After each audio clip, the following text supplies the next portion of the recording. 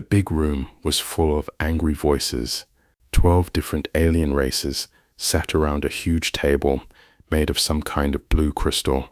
Each race had their own section, with fancy chairs and glowing screens. The room was on a space station that floated between 3 stars. This was where the most powerful beings in the galaxy came to make decisions. Admiral Kepler was mad, really mad. He was from a race called the Zephyrians. They looked like tall blue people, made of living crystal. When light hit them, they sparkled like diamonds. But right now, Kepler was not sparkling nicely. He was glowing red with anger. "We have talked about this for too long," Kepler shouted. His voice sounded like breaking glass. "The humans have broken our rules. They built mining stations in the Kepler Nebula. That area belongs to no one. But the humans went there anyway, without asking anyone." The other aliens nodded their heads. Some had tentacles instead of arms. Others had fur or scales. A few looked almost human, but with strange eyes or extra limbs. All of them were much older than the human race. All of them were much more powerful than humans. Or so they thought. "The humans think they can do whatever they want," said General Vexthor from the Drakmari Imperium. The Drakmari looked like huge lizards that walked on 2 legs. They had been warriors for millions of years. "We should teach them a lesson they will never forget." "I agree," said a voice that sounded like music. This came from Ambassador Lyra of the Luminari. The Luminari were made of pure light energy. They were usually peaceful, but even they were tired of human behavior. The humans have been pushing boundaries for years. First they wanted more trade routes. Then they asked for bigger colonies. Now they take whatever they want. At the far end of the room sat a small table. It was much smaller than the others. Only 3 humans sat there. They looked tiny compared to the giant aliens around them. The lead human was a woman with short black hair and calm brown eyes. Her name was Sarah Chen, and she was Earth's ambassador to the Galactic Council. Sarah had been listening to the complaints for 2 hours. She did not look scared or worried. She just sat quietly, taking notes on a simple tablet computer. The aliens thought this was strange. Most races would be terrified if 12 galactic empires were angry with them. "Ambassador Chen," called out the council speaker. The speaker was a tall, thin alien with 4 arms and purple skin. "The council has made its decision. Your people must leave the Kepler Nebula within 72 hours. You will receive no payment for the work you have done there." Sarah stood up slowly. She was much shorter than any of the aliens, but somehow she did not look small. "The mining operation was built in empty space," she said in a calm voice. "Our star maps show that no one claimed that area. We followed all the rules when we went there. Your star maps are wrong." Kepler slammed his crystal fist on the table. The sound rang through the room like a bell. "That nebula is in neutral space, but it is too close to our borders. We do not want humans there." "The humans are getting too big for their boots," said another alien voice. This came from Queen Zara of the Vorthan Collective. The Vorthans had huge brains that bulged out of their skulls. They were known as the smartest race in the galaxy. "Your species is very young. You only have 50 billion people spread across 12 worlds. We have been traveling the stars since before your planet had life on it." Sarah nodded politely. "That is true. We are a young race." She made another note on her tablet. "Could you tell me more about your military strength? I find it very interesting." The aliens looked at each other with surprise. Why would a human want to know about their weapons when she was in so much trouble? Admiral Kepler was happy to brag. "The Zephyrian hegemony controls 1,000 star systems. Our grand fleet has 800 warships. Each ship can destroy a city with 1 shot. Our smallest weapons can crack moons in half." "Very impressive," Sarah said, still taking notes. "What about the rest of you?" The other aliens could not resist showing off. General Vexthor stood up, making himself look even bigger. "The Drakmari Imperium has conquered 47 different worlds in the last century. Our war fleets have never lost a battle. We have weapons that can burn the atmosphere off a planet. The Luminari Confederation prefers peace," said Ambassador Lyra, "but we have defense fleets that can move faster than light itself. Our energy weapons can cut through any armor ever made." Queen Zara's big brain pulsed with pride. "The Vorthan Collective knows everything that happens in this galaxy. Our spy networks reach into every government. Our computer systems can hack any defense grid in minutes." Sarah kept writing down everything they said. "Fascinating. Please continue." For the next hour, every alien empire bragged about their military power. They told her about planet-killer weapons, fleets with thousands of ships, and armies that had crushed entire civilizations. They wanted to scare the human ambassador. They wanted her to understand how helpless her people were. But Sarah just kept taking notes. Sometimes she asked questions like, "How many ships in your main fleet?" or "Where do you keep your weapons factories?"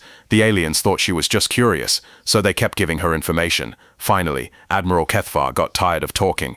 "Do you understand now, human? Your entire race could not fight even one of our empires. We are giving you a chance to leave the nebula peacefully. Take it." Sarah finished writing and put her tablet away. She looked around the room at all the angry alien faces. Then she smiled. It was not a happy smile. It was the kind of smile that made smart people feel nervous, even though they could not say why. "Thank you for the intelligence briefing," Sarah said quietly. "I will make sure this information gets to the right people back home." Intelligence briefing. Queen Zara's brain pulsed faster. "What do you mean?" "You just told me the exact size and location of all your military forces," Sarah explained patiently. "You told me about your weapons, your tactics, and your weaknesses. This will be very useful." The room went quiet. The aliens suddenly realized they had been talking too much, but it was too late to take back their words. Admiral Kethvar tried to regain control. "It does not matter what you know. You cannot fight all of us. Your people will submit to our demands, or we will remove you from the nebula by force." Sarah gathered her papers and stood up. "I believe this meeting is over." She started walking toward the door, followed by the other two humans. "Oh, and Admiral Kethvar, you said we have 72 hours to evacuate. I will pass that message along to my superiors." "Good," Kethvar shouted after her, "and tell them that the Zephyrian Grand Fleet will come to make sure you leave." Sarah paused at the door and looked back. "I will tell them to expect you." Her smile got a little wider. "They will be very interested to meet you." After the humans left, the alien empires continued their meeting. They made plans to divide up the human colonies after they conquered them. They argued about who would get which planets, and who would get the most slaves. They were so excited about their upcoming victory that none of them noticed something important. Ambassador Sarah Chen had been taking notes the entire time, but she had not been writing in English. The symbols on her tablet were something else entirely, something that looked almost like alien writing, but was not from any race in the Galactic Council. If they had been able to read those symbols, the aliens might have been worried. The notes said things like "primary fleet staging area confirmed," and "defense grid weak points identified," and "recommended strike pattern full sterilization." But the aliens could not read the writing. They were too busy planning their easy victory over the weak humans. They did not know that humanity had been waiting for this moment for 30 years. They did not know that the real human military had been watching and preparing in the dark spaces between stars. They did not know that their easy victory was about to become their worst nightmare. In 72 hours, the Zephyrian Grand Fleet would jump into the Kepler Nebula, expecting to find scared humans running away. Instead, they would find something that had been waiting for them in the darkness, something that had been built in secret while the galaxy laughed at human weakness. The aliens thought they knew everything about humanity. They were about to learn how wrong they were. The countdown had begun. Deep under the surface of Earth's moon, a man sat in a room full of glowing screens. The room was bigger than a football stadium, but it was buried so far down that no alien spy satellite could ever find it. Director Marcus Webb had been waiting 30 years for this day. He was an old man now, with gray hair and tired eyes, but those eyes were sharp and dangerous. The screens around him showed the entire galaxy. Red dots marked alien fleets. Blue lines showed trade routes. Yellow triangles marked alien military bases. Webb knew where every important ship was at any moment. He knew what weapons they carried and how fast they could travel. The aliens thought they were watching humanity, but humans had been watching them much more carefully. Webb's assistant, a young woman named Lisa Park, ran into the room holding a tablet. "Sir, Ambassador Chen's report just came in. The aliens gave us exactly what we expected. Full military breakdowns of all 12 empires." Webb smiled for the first time in months. "Excellent. Send the activation signal to all sleeper cells. It's time to wake up the real military." All across human space, people who looked like normal civilians got messages on their personal communicators. The messages were very short, just a few numbers and letters that looked like grocery lists or appointment reminders. But these people knew what the codes meant. They had been waiting years to receive them. Dr. Elena Vasquez was working in her laboratory on a space station near Proxima Centauri. She was supposed to be studying alien plant samples. The other scientists thought she was just a biology expert. When her communicator beeped, she looked at the message and nodded quietly. "I need to check something in the lower levels," she told her research partner. "Keep working on those samples." Elena took an elevator down past the normal laboratory levels. She went down past the crew quarters and the storage areas. She went down to a level that was not on any station blueprints. At the bottom, she put her hand on a scanner that had been hidden behind a fake wall panel. The wall slid open. Behind it was a control room filled with weapon systems that could destroy entire planets. The research station was not really a research station. It was one of humanity's hidden war platforms, disguised to look peaceful and scientific. Elena sat down at the control panel and began typing commands. Around the station, fake hull plates slid away to reveal massive energy cannons. The gravity generators that powered the station's artificial gravity were really the power source for weapons that could crack moons. The communication array that talked to other research stations was actually a targeting system that could lock onto ships from 3-star systems away. On the agricultural world of New Kansas, a man named Tom Harrison was working in his cornfield when his communicator beeped. Tom looked like a simple farmer. He wore old clothes and had dirt under his fingernails. The aliens who occasionally visited his planet thought humans were cute for still growing their own food instead of using advanced technology. Tom read the message and put his communicator away. He walked slowly toward his old red barn, whistling a farming song, but when he got to the barn, he pressed his thumb against what looked like a nail in the wooden door. A hidden scanner read his fingerprint and confirmed his identity. The ground under the barn split open like a giant mouth. Inside was a hangar that went down hundreds of meters into the planet's crust. 12 ships sat waiting in the darkness. They were not like the slow cargo ships that aliens had seen humans use. These ships were black and sleek, with curves that seemed to bend light around them. They looked like dangerous predators that had been sleeping and were now ready to hunt. Tom climbed into the pilot seat of the lead ship. His hands moved over controls that were far more advanced than anything the aliens thought humans possessed. The ship's engines made no sound as they powered up. Advanced stealth technology made the ships invisible to any sensors the galaxy's empires had ever built. All over human space, the same thing was happening. Fake research stations revealed themselves as battle platforms. Hidden factories in asteroid belts began producing ships at impossible speeds. Ordinary-looking human civilians shed their disguises and became the crew of the most advanced military force the galaxy had ever seen. The aliens had been watching humanity for 30 years. They had counted every human ship, mapped every human base, and catalogued every human weapon. But they had only been seeing what humans wanted them to see. The real human military had been built in the empty spaces between star systems, in the hearts of dead stars, and in dimensions that most alien races did not even know existed. Admiral Rebecca Stone sat in the command center of the HSS Invisible Hand, a ship so advanced that it existed partially outside normal space-time. The ship was parked in the middle of an alien trade route, but no alien sensors could detect it. Admiral Stone had been watching Zephyrian fleet movements for 15 years. She knew their tactics better than their own commanders did. "Ma'am," said her tactical officer, "sleeper activation confirmed across all sectors. The fleet is ready to reveal itself." Admiral Stone nodded. "Signal all units. Begin Phase 2 of Operation Looking Glass. It's time to show the galaxy who we really are." In star systems across human space, the evacuation began. Alien spy networks watched with satisfaction as human transport ships left the Kepler Nebula. The ships looked full of scared civilians running away from the threat of alien military action. Alien commanders congratulated themselves on an easy victory without firing a shot, but the ships were not full of civilians. Most of them were completely empty, flying on autopilot. The few humans aboard were not scared colonists. They were the last of humanity's intelligence agents, finally coming home after decades of pretending to be ordinary people living among alien populations. Agent Sarah Kim had been living on the Zephyrian homeworld for 12 years. Everyone thought she was a human student studying crystal architecture, but Sarah was really mapping every military facility on the planet. She knew where the Zephyrians kept their backup fleets and how to access their defense systems. When she got the evacuation signal, she smiled and boarded the last transport off the planet. As her ship left Zephyrian space, Sarah sent a final data packet to her handlers. The packet contained the access codes to every Zephyrian military computer system. It also contained detailed maps of their secret bases and the personal files of every high-ranking officer in their military. The Zephyrians had no idea that their most sensitive secrets were now in human hands. Agent David Wong had been living among the Drakmari for 8 years. The lizard-like warriors thought he was a human engineer who helped maintain their civilian technology. David was really studying their military equipment and learning how their weapons worked. He had even helped design some of their newer ships, making sure to include hidden weaknesses that only humans would know about. When David's evacuation signal came, he was working on a Drakmari battlecruiser. He quickly uploaded a virus into the ship's computer system. The virus would spread to every ship in the Drakmari fleet when they linked their computers for battle coordination. At the right moment, the virus would disable their weapons and shields, leaving them helpless.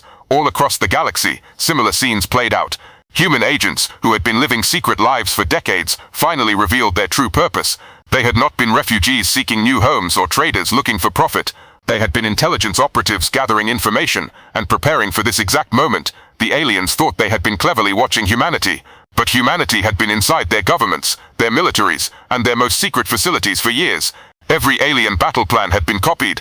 Every alien weapon had been studied. Every alien leader had been carefully observed and analyzed. Director Webb watched the evacuation reports come in from his command center under the moon. Each report brought more intelligence about alien capabilities, and more confirmation that the human agents had successfully completed their missions. "Sir," said Lisa Park, "we're receiving final intelligence packets from all sectors. The last sleeper agents are coming home." Webb nodded. "Good, and our response to Admiral Kethvar's ultimatum? Ambassador Chen's ship is already in position at the Kepler Nebula. She's waiting for the Zephyrian fleet to arrive." "Just her ship?" Webb asked. Lisa smiled. "Well, her ship and the 300 vessels of the hidden fleet that have been waiting in stealth position around the nebula for the past 6 months. Webb leaned back in his chair and looked at the galaxy map. Soon the aliens would learn the truth about humanity. They would discover that their primitive neighbors had technology that made their own weapons look like stone tools. They would realize that humans had been playing a game of deception that lasted for 3 decades. The aliens thought they were about to teach humanity a lesson about respecting galactic power. Instead, they were about to receive the most shocking education of their long lives. The Zephyrian Grand Fleet was already gathering for their attack on the Kepler Nebula. 800 ships, the pride of their military, were preparing to show the upstart humans their place in the galactic order. Admiral Kethvar was confident this would be the easiest military operation of his career. He had no idea that every move his fleet made was being watched by human observers. He did not know that his secret attack plan had been in human hands for weeks. He could not imagine that his mighty fleet was flying into a trap that had been 30 years in the making. In 72 hours, the real war would begin, but it would not be the war the aliens expected. Exactly 72 hours after the ultimatum, the Zephyrian Grand Fleet dropped out of hyperspace at the edge of the Kepler Nebula. Admiral Kethvar stood on the bridge of his flagship, the Crystal Throne, watching his battle screens with satisfaction. 800 ships spread out behind him in perfect formation. Each ship sparkled like a blue diamond in the starlight. "Sir," reported his tactical officer, "we are detecting one human vessel near the abandoned mining stations. It appears to be Ambassador Chen's diplomatic ship." Kethvar laughed, a sound like wind chimes in a storm. "One ship? The humans are even more foolish than I thought. Open a communication channel." On the main screen, Ambassador Sarah Chen appeared. She was sitting calmly in her ship's command chair, looking as peaceful as she had during the council meeting. Behind her, human crew members worked quietly at their stations. "Admiral Kethvar," Sarah said with a polite smile, "you arrived exactly on time, very punctual." "Human," Kethvar growled, "you were ordered to evacuate this area. Why are you still here?" "Oh, we did evacuate," Sarah replied. "All the civilian miners and their families are safely away. But you said you wanted to see what human military power really looks like. I thought it would be rude not to give you a demonstration." Kethvar's crystal face twisted with anger. "You dare mock the Zephyrian Grand Fleet? You have one small ship against 800 battle cruisers." "Actually," Sarah said, checking something on her tablet, "according to my count, you have 796 ships. You lost 4 to mechanical problems during your jump sequence. Your engines are not as reliable as you think they are." The Admiral's tactical officer quickly checked his senses. "Sir, she's right. We did lose 4 ships to engine failure during hyperspace transit." Kethvar felt a chill run through his crystal body. How could the humans know about mechanical failures that had just happened? But he pushed the fear away. 796 ships were still more than enough to destroy one human vessel. "It does not matter," he shouted. "Prepare to fire all weapons." Sarah's smile grew wider. "Admiral, before you do something you might regret, would you like to know what happened to your advanced scout ships?" "What advanced scout ships?" Kethvar demanded. "The 12 ships you sent ahead 3 days ago to watch the nebula, the ones that stopped reporting yesterday." Sarah tilted her head to one side. "You didn't notice they went silent." Kethvar's tactical officer was frantically checking his communication logs.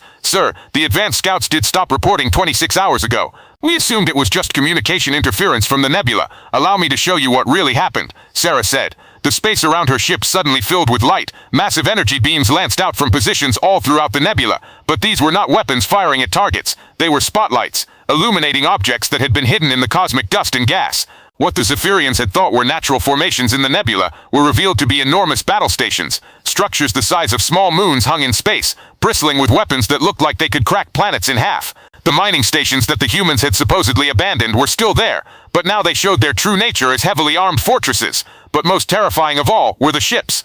Hundreds of them materialized out of nothing as their stealth fields deactivated. They had been there all along, invisible and waiting. The human fleet that appeared was unlike anything the galaxy had ever seen. The ships moved with impossible grace, flowing through space like living creatures rather than mechanical vessels. "Your advanced scouts encountered our perimeter defense," Sarah explained calmly. "They were disabled and their crews were taken prisoner. The ships themselves are being studied by our engineers. Zephyrian crystal technology is quite interesting." Admiral Kethvar stared at his screens in shock. His sensors were going crazy, trying to count and classify the human forces that had appeared around him. The numbers kept changing as more ships decloaked, and more weapon platforms came online. "This is impossible," he whispered. "Our intelligence showed you had less than 200 ships in your entire fleet." Admiral, Sarah said patiently, what you observed for 30 years was our merchant marine, our cargo ships, passenger transports, and light patrol vessels. This is the Human Defense Force. We have been preparing for this meeting for a very long time. The human ships began to move. They did not lumber through space like the massive Zephyrian vessels. Instead, they danced between the alien formations with impossible speed and precision. Their movements were so smooth and coordinated that they looked like a school of fish swimming through water. How? Kethvar managed to ask. How can your ships move like that? We learned a lot by watching your military exercises over the years, Sarah replied. Your tactics are very predictable. Your formations follow the same patterns every time. Your captains always react the same way to the same situations. We have been studying you for 3 decades, Admiral. We know how you fight better than you do. The human weapons opened fire, but these were not the simple energy beams or projectile weapons that other races used. The human weapons seemed to bend space itself, reaching across vast distances to strike targets with impossible accuracy. Zephyrian ships that thought they were safely out of range suddenly found themselves under attack from weapons that ignored the normal rules of physics. Shields up. All ships return fire, Kethvar ordered. The Zephyrian fleet tried to respond, but they found themselves fighting an enemy that was always one step ahead.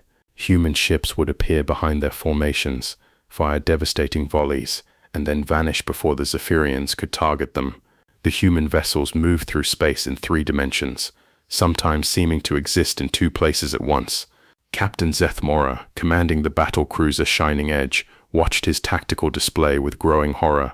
Sir, I cannot get a target lock on any human vessel. They are moving too fast, and their technology is scrambling our sensors. Use visual targeting, Kethvar commanded. Fire where you see them. But even visual targeting failed.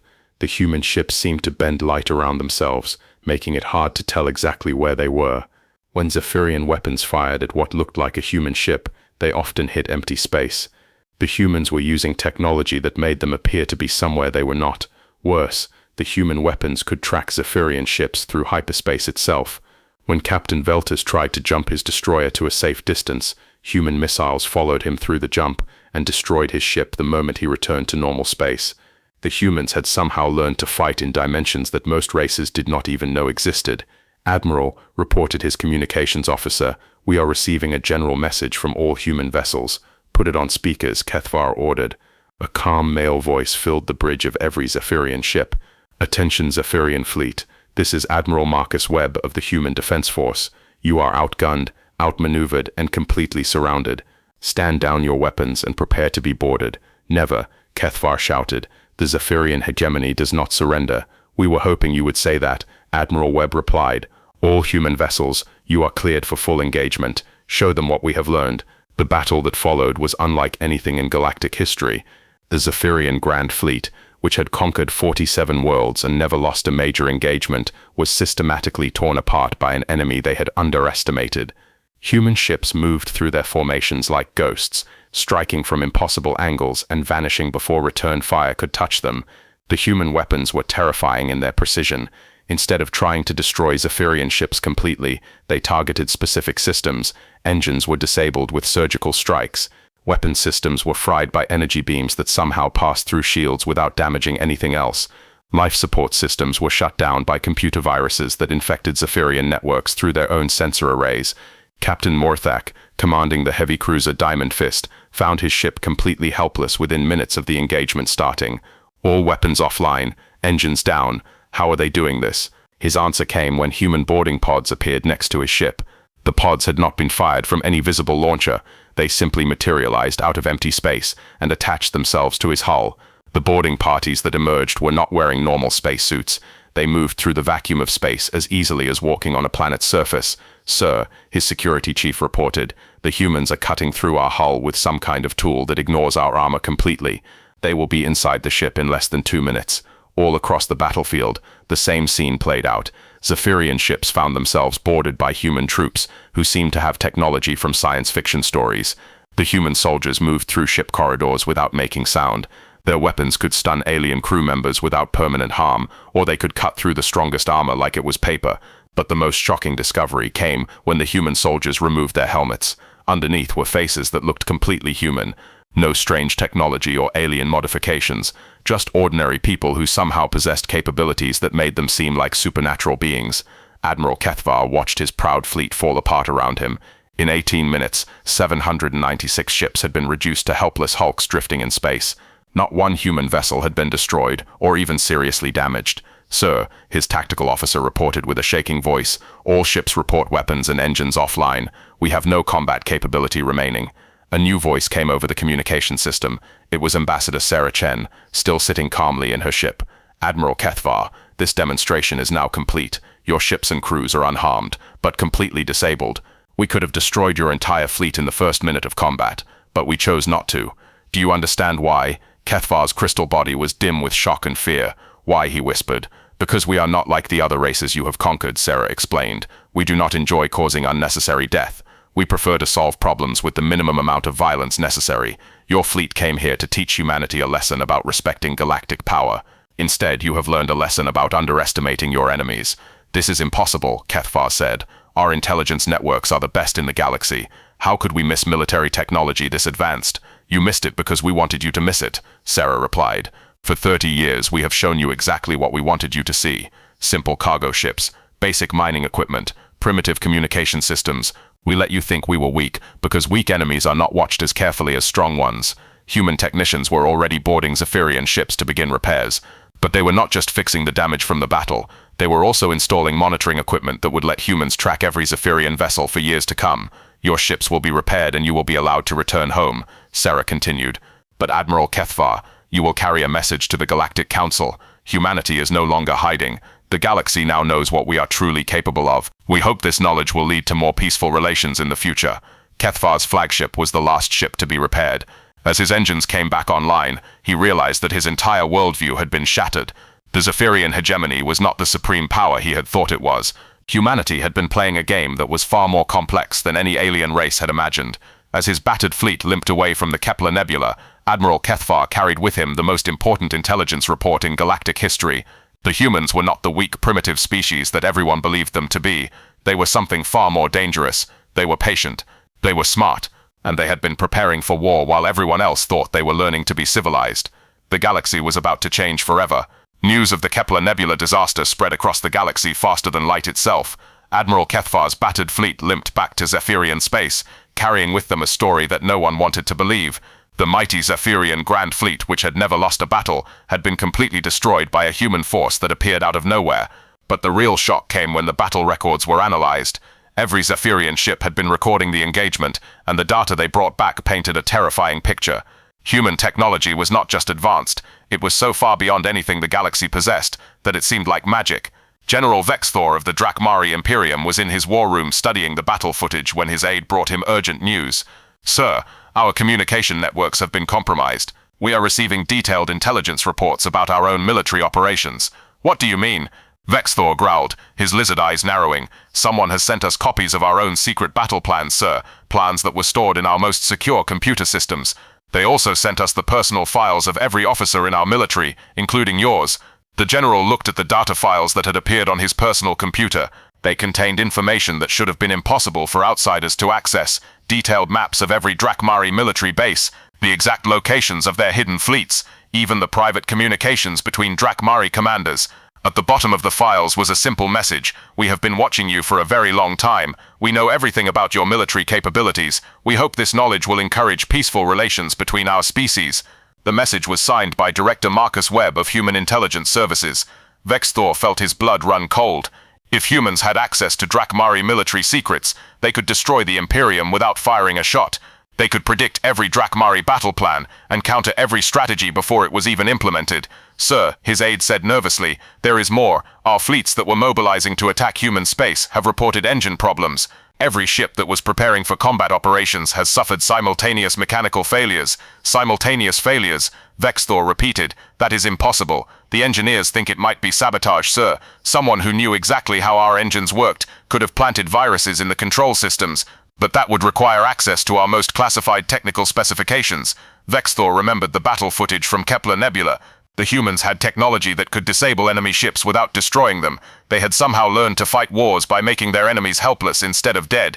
It was a kind of warfare that the Drakmari, who preferred direct combat, had never imagined. Across the galaxy, similar discoveries were being made by every major empire.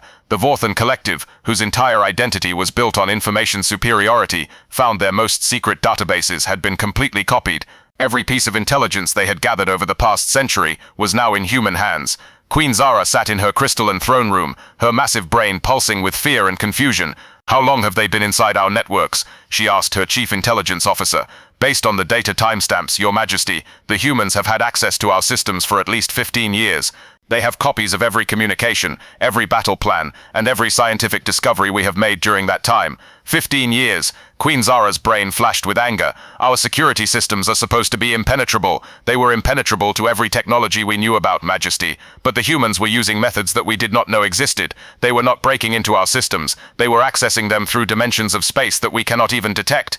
The Vorthan Collective prided itself on knowing everything that happened in the galaxy. Their spy networks reached into every government and every military, but now they realized that while they had been watching everyone else, the humans had been watching them, and the humans had been much better at it. The Luminari Confederation made perhaps the most disturbing discovery of all. Their exploration fleets, which had been mapping the outer regions of the galaxy for centuries, began reporting strange findings. In star systems that no alien race had ever visited, they found evidence of human presence. Ambassador Lyra studied the reports with growing alarm. "Ancient structures," she read aloud. "Technology signatures dating back hundreds of years. How is this possible? Humans have only been in space for 70 years. Her science advisor, a being of pure light energy named Flux, shimmered with uncertainty. "The structures do not match current human technology, but the energy signatures are definitely human in origin. It is as if humans have been present in these regions for much longer than their official first contact records indicate. Are you suggesting that humans have been lying about when they first developed space travel?" "I am suggesting something much more troubling," Flux replied. "The evidence indicates that humans may have been present in the galaxy long before they made official contact with any of our civilizations. They may have been watching us for centuries." The implications were staggering. If humans had been in space for centuries, then everything the galaxy thought it knew about them was wrong. Their apparent technological primitiveness was not because they were a young species. It was because they had been deliberately hiding their true capabilities for hundreds of years. The Galactic Council called an emergency session, but the atmosphere was completely different from their previous meeting, where once there had been confident discussions of punishing humanity, now there was fearful speculation about what humans might do next. The Kethlani Trade Federation, which had been planning to exploit human agricultural worlds, found their trade routes being quietly blocked by ships that appeared on no sensor readings. Their merchant vessels would drop out of hyperspace to find human ships waiting for them, but the humans were not hostile. They were polite. "Good morning," a human captain would say over the communication system. "We understand you were planning to establish new trade agreements with our colonies. We would like to discuss the terms of those agreements before you proceed." The negotiations that followed were unlike anything the Kethlani had ever experienced. The humans knew exactly what the alien traders had been planning. They had copies of secret Kethlani documents that outlined plans to cheat human farmers and steal their agricultural technology. But instead of being angry, the humans simply wanted to renegotiate for fair terms. "We are not trying to stop trade," the human negotiators explained. "We are trying to establish honest trade. We know you were planning to pay our farmers 1/10 of the fair market value for their crops. We would like you to pay the full market value instead." The Kethlani found themselves agreeing to terms that were much more favorable to humans than they had originally planned. They had no choice. The humans clearly had the power to stop their trade operations completely if they wanted to. The Septarian Republic made an even more shocking discovery. Their secret military plans to raid human colonies had been known to human intelligence for months. Septarian war fleets found themselves being followed by human ships that were invisible to all known sensor technology. Admiral Quintar of the Septarian Navy was studying his tactical displays when his sensor officer made an alarming report. "Sir, we are detecting gravitational anomalies around our fleet. Something large is moving near us, but we cannot see it." "Cloaked ships?" Quintar asked. "Unknown, sir. The gravitational signatures suggest vessels much larger than any known cloaking technology should be able to hide." "Admiral Quintar, this is Captain Sarah Martinez of the HSS Silent Guardian. We have been monitoring your fleet's movement toward human space. We would like to discuss your intentions." "We have no hostile intentions," Quintar lied. "This is a routine patrol." "Admiral," Captain Martinez replied patiently, "we have copies of your attack orders. We know you are planning to raid the agricultural colonies in the Tau Ceti system. We are asking you to reconsider this plan." Quintar's blood turned to ice. The attack orders were stored in the most secure computer systems on his flagship. They were encrypted with codes that were supposed to be unbreakable. How could humans have accessed them? "If you proceed with your planned raids," Captain Martinez continued, "we will be forced to disable your fleet just as we disabled the Zephyrian Grand Fleet. We would prefer to resolve this situation peacefully." The Septarian Admiral looked at his tactical displays. He could see nothing but empty space around his ships, but the gravitational sensors told him that he was surrounded by human vessels that were completely invisible to his technology. He was trapped by an enemy he could not even see. "We will withdraw from human space," he said quietly. "Thank you, Admiral. We appreciate your cooperation." The human ships vanished as suddenly as they had appeared, leaving the Septarian fleet alone in space. But Quintar knew they were still being watched. Every move his ships made was being monitored by human observers who could strike without warning if he changed his mind about the raids. Back on Earth, Director Marcus Webb watched the reports coming in from around the galaxy. Every major empire was discovering the same thing. Humanity had been inside their governments, their militaries, and their most secret facilities for decades. The great powers of the galaxy were realizing that they had been completely outmaneuvered by a species they had dismissed as primitive. "Sir," Lisa Park reported, "intelligence indicates that several smaller empires are requesting immediate peace negotiations with humanity. They want to establish formal treaties to ensure they will not be treated as hostile." Webb nodded. "Grant the negotiations, but make sure they understand the terms. We are not interested in conquest or domination. We want peaceful coexistence based on mutual respect and fair treatment. And if they refuse the terms," Webb looked at the galaxy map on his main screen. Red indicators showed the positions of every alien fleet, every military base, and every government facility. After 30 years of careful observation, humanity knew exactly where every potential threat was located. "They will not refuse," he said quietly. "They have seen what happened to the Zephyrian Grand Fleet. They know we have the power to end any empire that threatens us. But more importantly, they are beginning to understand that we do not want to end them. We want to live in peace." The galaxy was learning a new lesson about power. True strength was not the ability to destroy your enemies. True strength was the ability to make your enemies choose to become your friends instead. Humanity had revealed their military power not to conquer the galaxy, but to ensure that conquest would never be necessary. The great empires were discovering that the most dangerous opponent was not the one who wanted to fight you. It was the one who was strong enough to destroy you, but wise enough to offer you peace instead. 6 months after the Kepler Nebula incident, the galaxy was a very different place. The Galactic Council chambers, which had once been filled with the confident voices of alien empires making demands, were now quiet and respectful. Representatives who had once threatened humanity now spoke carefully and politely whenever human interests were discussed. Ambassador Sarah Chen walked into the council chambers for the first time since the ultimatum that had changed everything. But she was no longer alone at the small human table. Behind her walked figures that made the alien representatives nervous just by being present. These were members of humanity's real diplomatic corps, people whose existence had been hidden from the galaxy for 30 years. General Patricia Hayes, the commanding officer of humanity's hidden fleet, sat down beside Ambassador Chen. Her uniform bore no decorations that aliens could recognize, but there was something about her presence that made even the most powerful alien leaders feel small. Next to her sat Dr. Michael Cross, whose title was simply Strategic Advisor, but whose knowledge of alien psychology and culture was deeper than any university professor's. The most unsettling figure, however, was the person who called himself simply Observer. He looked completely human, but there was something in his eyes that suggested he saw the universe in ways that others could not. When he looked at the alien representatives, they had the uncomfortable feeling that he could read their thoughts. Admiral Kethvar, whose crystal body still bore the scars from his defeat at Kepler Nebula, stood to address the council. His voice was much quieter than it had been 6 months ago. "The Zephyrian hegemony wishes to formally apologize to humanity for our aggressive actions. We also wish to propose a new treaty of friendship and cooperation." Ambassador Chen nodded politely.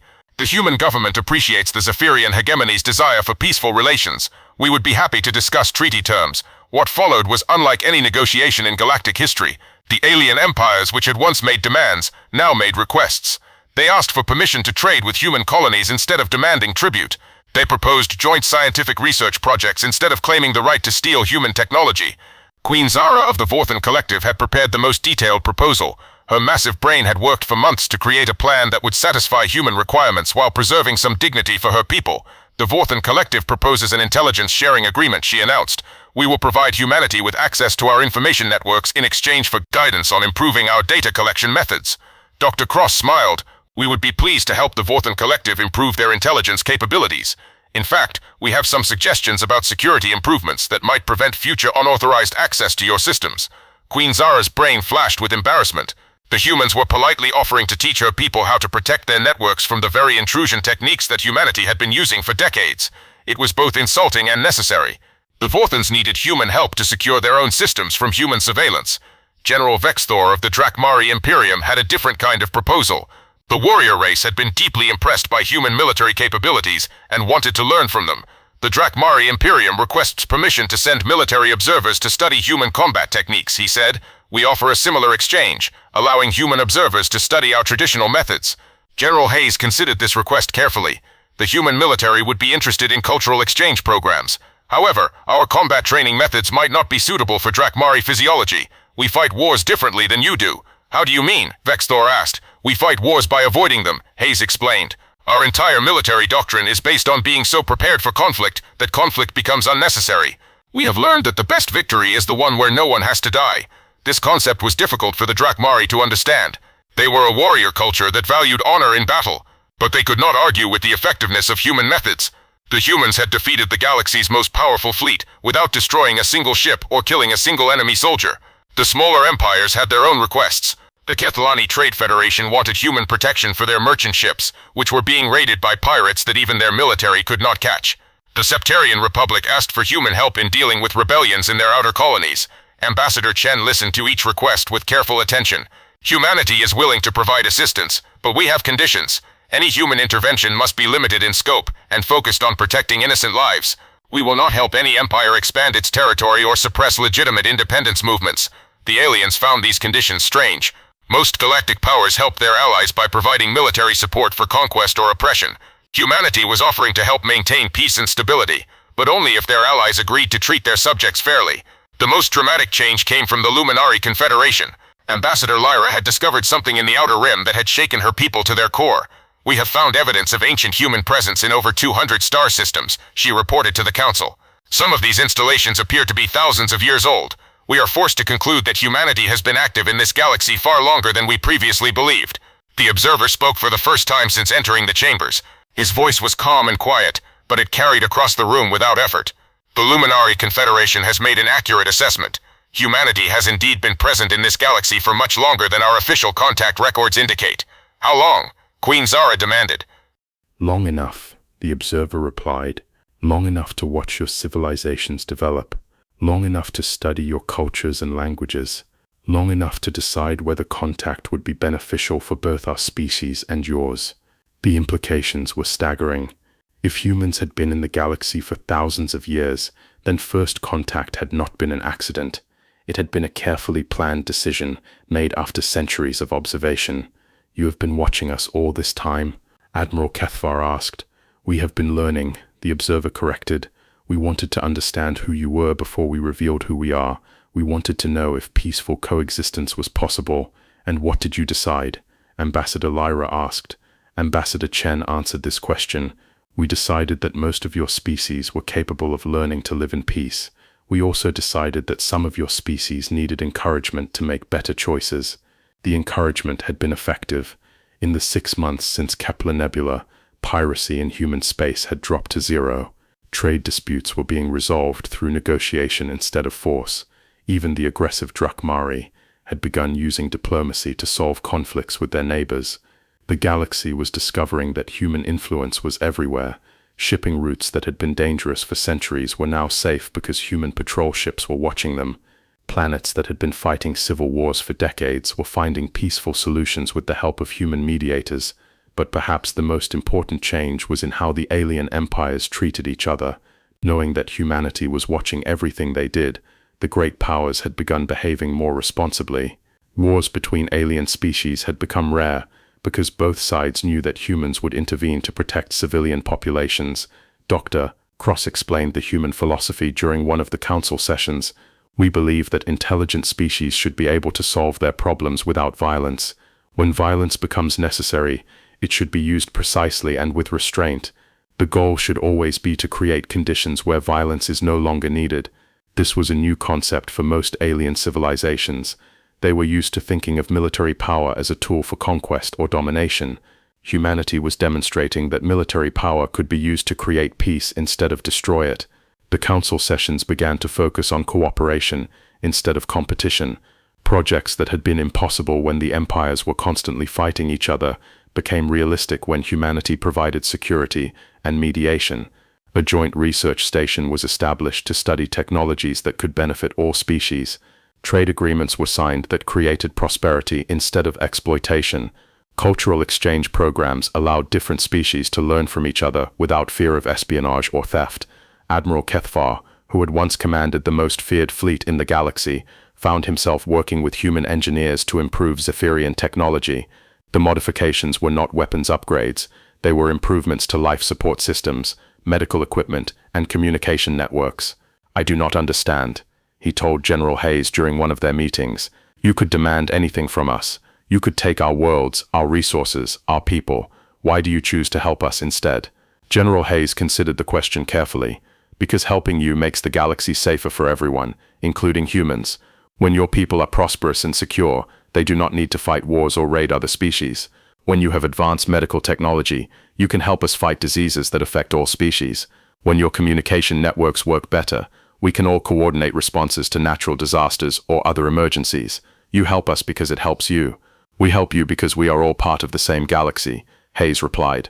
"What affects one species affects all species. We learned this lesson a long time ago." The truth was even simpler than that. Humanity had spent centuries watching alien civilizations rise and fall. They had seen empires that grew powerful through conquest, only to collapse when they ran out of enemies to defeat.